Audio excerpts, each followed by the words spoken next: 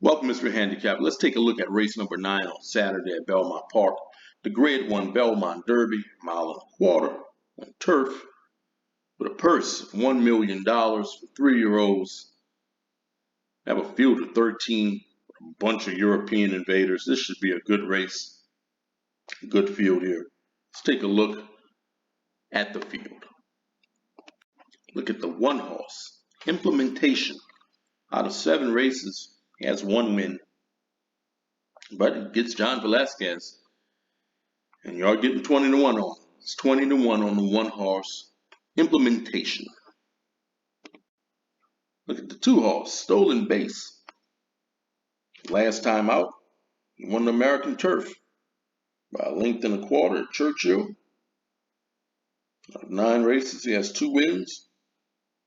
He'd probably have more wins than that if he wasn't racing against Tiz the Bomb. He finished second to Tiz the Bomb a couple times. Tiz the Bomb has kind of been his nemesis. This is Stolen Base's first time racing at a mile and a quarter distance.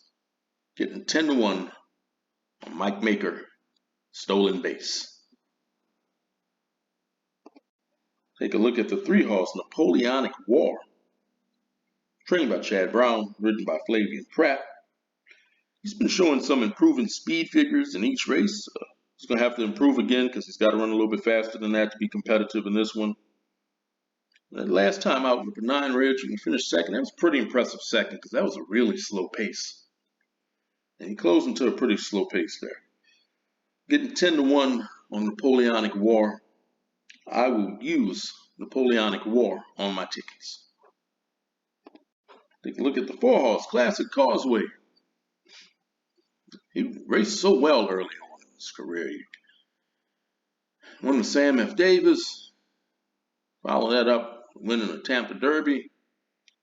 Then it just all fell apart in the Florida Derby when he finished 11th.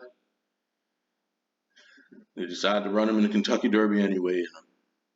Well, he finished 11th in that race.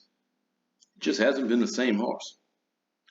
Last time out, got class relief, but best he could do was 3rd in the Ohio Derby. So now they're trying him on turf for the first time. He does have some turf pedigree. He should be forwardly placed in this race. Getting 12 to 1 on the 4 horse, Classic Causeway. Look at the 5, Grand Sonata, trained by Todd Pletcher. He is consistent. Out of 7 races, he's won 3 times, finished second twice, and a 3rd. Getting 20 to 1 on Grand Sonata. He does have a nice workout coming into this race, but I just don't like his speed figures at all. I think he's too slow. Take a look at the 6 horse, Machette, at 20 to 1. He's never won on turf. Both of his wins come on synthetic surfaces. Getting 20 to 1 on Machette. Look at the 7 horse, Side Dog. He's a closer. And he won his first 3 races. Finished 3rd last time out as the favorite, American Turf. He may like the added distance of a mile and a quarter. He does have a win at the track. I think he's got a lot of upside too, this horse. Hitting 10 to 1 on Side Dog. The 8 horse, Royal Patronage, at 12 to 1, ridden by Joel Rosario. Last time out, he just simply didn't show up at all. Finished in 16th at Epsom. Hitting 12 to 1 on the 8 horse, Royal Patronage. Let's take a look at the 9 horse, Tiz the Bomb. Back where he belongs, on turf. Put together some nice wins on turf. Nice speed figures as well. He prefers turf and synthetic surfaces. He's not a dirt horse. After winning the Jeff Ruby Stakes, they decided to take a run at the Kentucky Derby. He didn't really belong in that race. Finished 9th in the Kentucky Derby. He's back where he belongs now. Out of 3 races on turf, he has 2 wins. Second, I like him at 6 to 1. got a couple nice workouts coming to this race. I'm going to use Tis the Bomb on my tickets. Look at the 10 horse Nation's Pride, trained by Charlie Appleby, ridden by Frankie Dettori.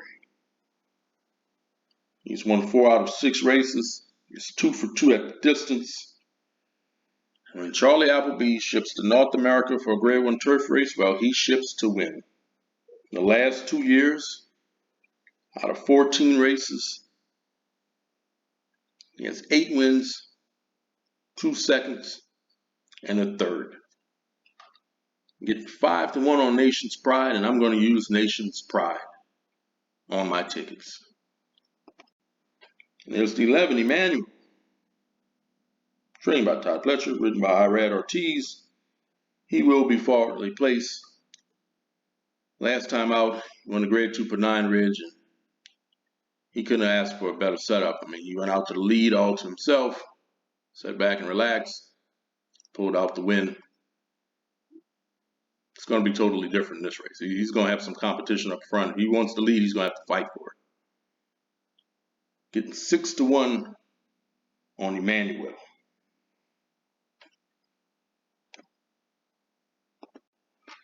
And there's the 12 horse, Limited Liability, ridden by Jose Ortiz.